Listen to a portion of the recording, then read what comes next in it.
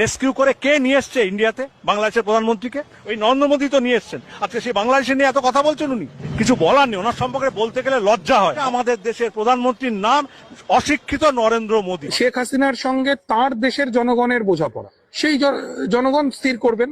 আমরা কেন মানে এর এই স্টেকটা, এই দায়টা আমরা কেন নেব? শেখ হাসিনা নিয়ে জটিলতা ক্রমশ বেড়েই চলেছে। শেখ হাসিনা ক্রমশই এক বোঝা হয়ে দাঁড়াচ্ছে।